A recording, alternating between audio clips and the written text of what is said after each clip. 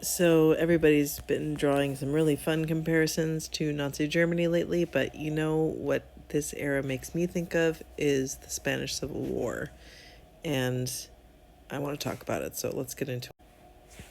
So I studied abroad in Spain in the late 90s, and the history of the dictatorship and the Spanish Civil War were still very much alive in Spain. I remember the grandmother of the family that I was staying with one day at dinner just started telling a war story kind of out of nowhere, talking about the armies moving through her town during the Spanish Civil War and how they survived because her dad had taught her how to grow potatoes, and so they grew potatoes, and that's what they survived on when there were food shortages. So this history was very much alive in Spain. And I think that it's not that well known in the United States, but I think it's a really interesting period of history to look at considering where we are right now. So here's my short version.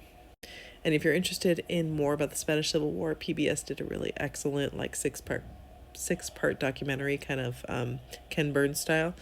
I'm sure you can find it. It's probably available on YouTube. I'll link it if I can find it.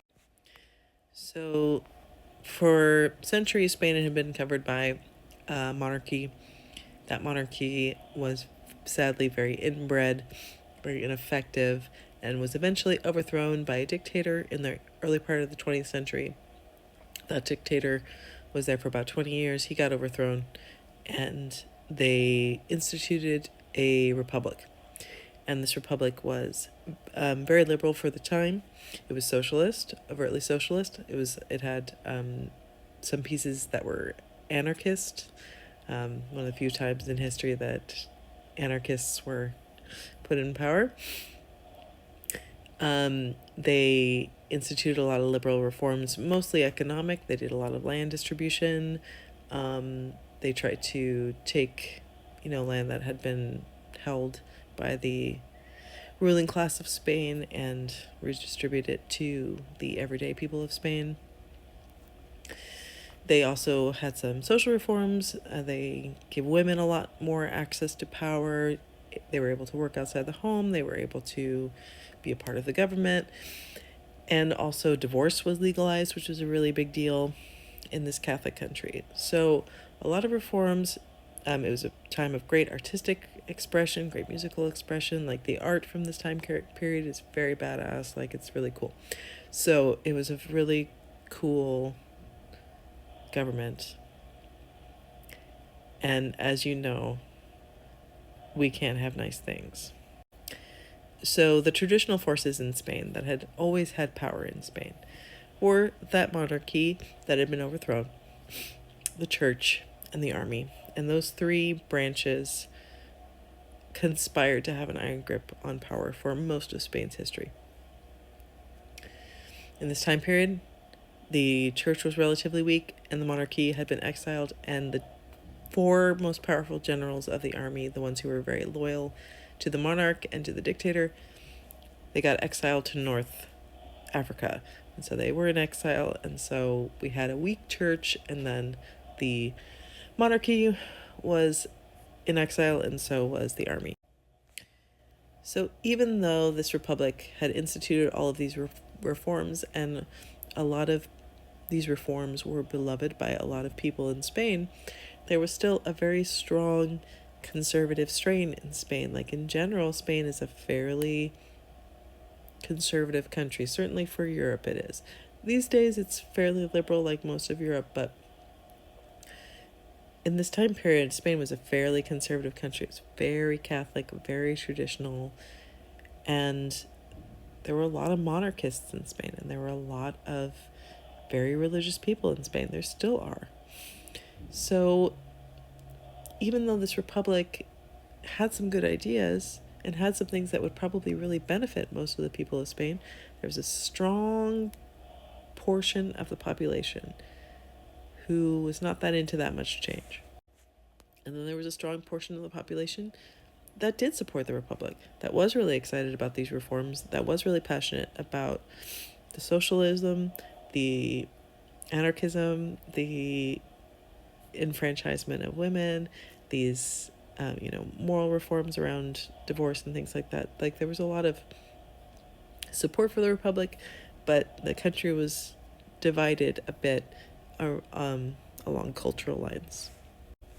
And in the meantime, fascism is rising in Europe, and the 4 generals who got exiled to North Africa aren't just sitting there, sipping some mint tea on a balcony. They are doing what generals do, which is making military plans. And they conspired with the fascist leaders in Europe, with Mussolini and with Hitler, to get some funding and some weapons, and in exchange for remaining neutral in any future conflicts. And they hired an army of mercenaries in North Africa, and with the support of the church and with the support of the king in exile, they invaded. And pretty quickly they were able to take over about half the country. The southern half, sort of crisscrossed right across. But the Republic rose up and defended itself with the army that it had. It reached out to Stalin, who was also a socialist country, was able to give them some military equipment. And also, one of the more inspiring parts of the story is that the citizens of Madrid, which is a historically very liberal city, the citizens of Madrid took up arms and they built fucking wooden barricades in the streets of Madrid, and they just held that shit down for like 4 years. And they called them the 15th Brigade. And there were 14 brigades in the Republican Army, but the citizens of Madrid were the 15th Brigade. And they just held that shit down with just fucking, 3 bullets and a bunch of broken chairs and some